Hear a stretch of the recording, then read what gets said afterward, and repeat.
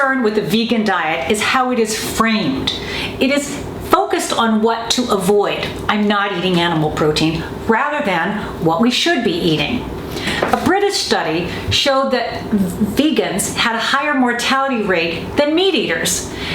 Why? Well, in this particular study, these vegans were eating white rice and refined grains and cornflakes and Rice Krispies and drinking soda and eating Twizzlers, whereas the meat eaters were actually more health conscious and they actually even weighed less. The point is that a vegan diet can be great, but only if you focus on healthy plant foods.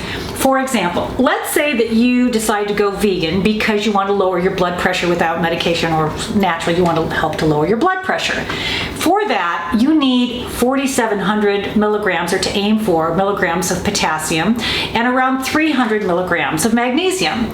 Now, you're not going to tally that all up in a dietitian brain like I might, but by eating a variety of healthy foods, plant-based foods, you can achieve that. So I want to show you what I've been eating in the last day or two. Now, these happen to be vegan. I was even surprised that I had all this stuff that was vegan because I am flexitarian, as you know. But I've been working from home. I've been eating oatmeal in the morning. And I just cook some oatmeal in the microwave, and then I cook the steel cut oats in advance, and then I add a handful of walnuts and my blueberries, and I always add some seeds because they're really high in so many nutrients, including potassium and magnesium. These are hemp seeds, but I might use flax as well. And then I top it with soy milk, and I usually drizzle a little maple syrup, and it's fabulous, and it stays with me for 4 hours. Now for lunch, I have been eating these black bean veggie burgers. I made a batch last week, and I kind of make them the way that my mother made meatloaf.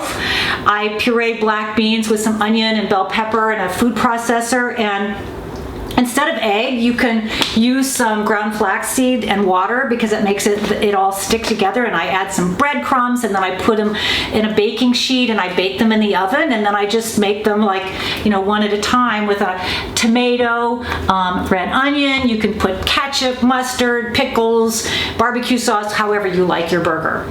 And I use, actually, instead of a bun, I use this sprouted flourless bread that I like because it actually has seeds of millet and grain and sesame seeds, and you just get so much, again, magnesium and potassium, boom, boom, boom.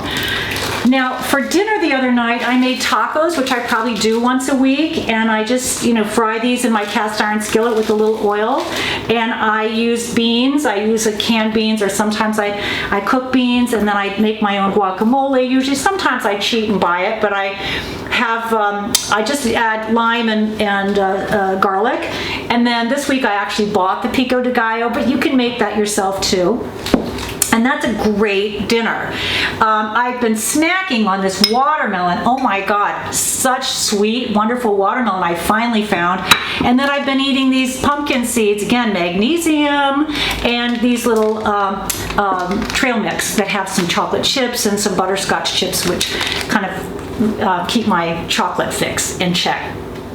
So be careful about labels like vegan and vegetarian. You don't have to eat a plant. You can eat a plant-based diet, and it can include animal protein or not. Just keep your focus on whole foods and eat a variety of quality plant-based foods. That is smart eating.